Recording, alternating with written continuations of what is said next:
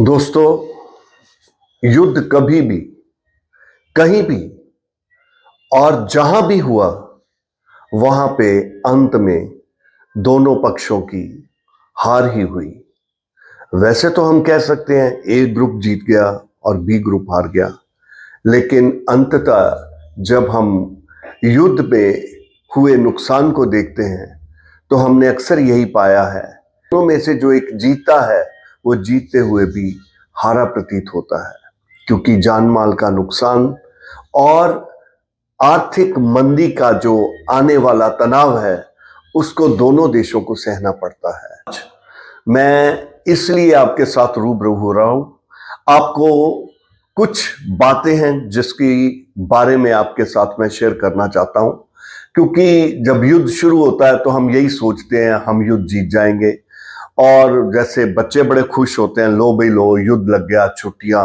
ये बच्चों की मेंटेलिटी है, वो बच्चों की सोच है, उनको छुट्टियों के साथ प्यार होता है। जो बड़े होते हैं, जिन्होंने युद्ध कभी लड़ना नहीं होता, सिर्फ आपस में बैठ के बातचीत करनी होती है, वो ये बताने की कोशिश करते हैं कि हमारा देश जो है वो बहुत आगे है, हम बहुत संपन्न हैं, हम बड़े समृद्ध हैं और हमारे पास बहुत अच्छे हथियार हैं, और हम जब भी चाहें, पिछली 2 जंग भी हमने, 3 जंग भी हमने जीती थी और अब भी जीतेंगे, इसमें कोई शक नहीं। हमने पीछे जितनी भी युद्ध हुए हमने वो जीते, चाहे वो 65 की लड़ाई हो, चाहे 71 की, चाहे कारगिल की, हम हमेशा विजयी रहे।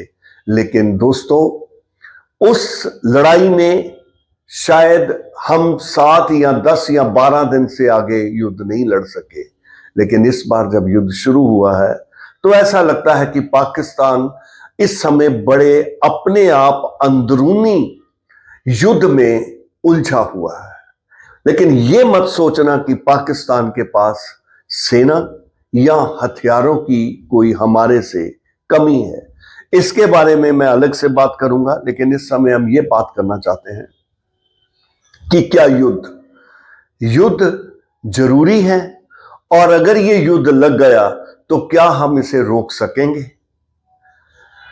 दोस्तों, कभी यूएनओ बॉडी हुआ करती थी जो ग्लोबल बॉडी थी, और वो युद्ध रोकने में समर्थता रखती थी, जिसके 5 सिक्योरिटी मेंबर हैं, जिसमें रशिया, चाइना, अमेरिका, फ्रांस और इंग्लैंड, ये सब शामिल थे।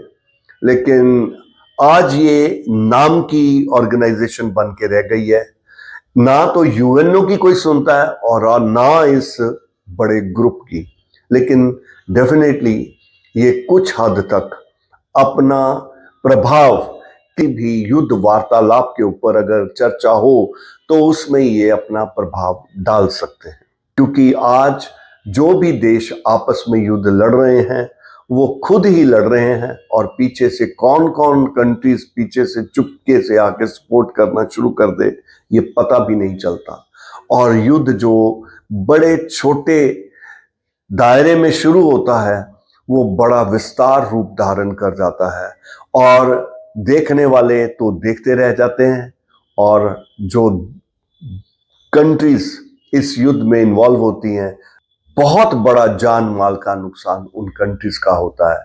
चाहे इजराइल और हमास को ले लो, पैलेस्टीन के साथ युद्ध शुरू हुआ था और आज वो किस जगह पहुंच गया है। गाजा स्ट्रिप टोटली तबाह हो गई है, लेकिन कोई उसके लिए नहीं आया।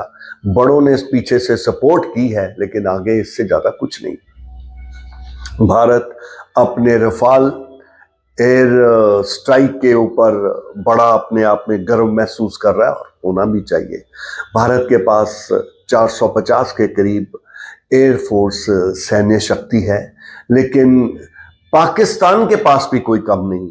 JF-17 जो उनका है वो भी मॉडर्न टेक्नोलॉजी से इक्विप्ड है। और इस समय मैं सिर्फ इतनी सी बात कहना चाहता हूं, पाकिस्तान और इंडिया का जो ये इस समय युद्ध हो रहा है, ये JF-17 और रफाल का आपसी कंपैरिजन है। कौन विमान ज्यादा अच्छा और कौन किससे ज्यादा ताकतवर है। तो क्या ये दोनों विमान भारतीय हैं और पाकिस्तानी हैं? शायद नहीं। पाकिस्तान को चाइना ने दी है टेक्नोलॉजी, और डेफिनेटली पाकिस्तान की dependence on that jet is very limited because Pakistan can manufacture it in its own country, whereas India is totally dependent on France and other F-16. Even Pakistan has got it and they are dependent on America. But still Pakistan has tried to manufacture many of its parts. Similarly, India, HAL, Hindustan Aeronautical Limited, that is manufacturing so many parts. Hindustan भी अपने jet बना रहा है, लड़ाकू विमान बना रहा है, पाकिस्तान भी बना रहा है, लेकिन इस समय होड़ ये है कि किसके विमान की ताकत ज्यादा है। और ये मेरा ख्याल बहुत बढ़िया प्लेटफॉर्म मिला है अमेरिका, फ्रांस, इंग्लैंड, जो कि एक ग्रुप है, उनको ये देखने के लिए कि चाइना इज बेटर और India is better.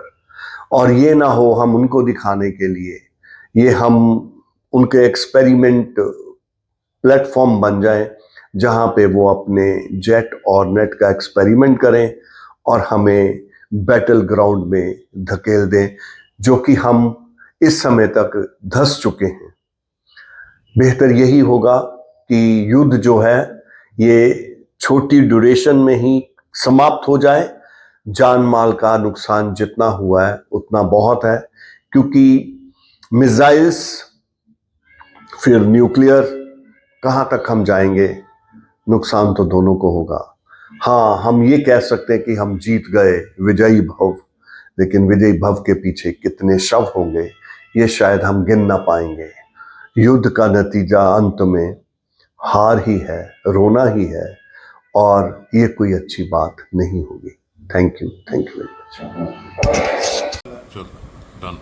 Dear friends, I have just received the news that ceasefire has happened and the war between India and Pakistan is no more there, and I think this is the main thing which we all wanted, and the better sense has prevailed, and that is why it is a good news and we should celebrate it. The video which I had made it earlier, I am still posting it because this is what I desired and this has happened. Thank you so much.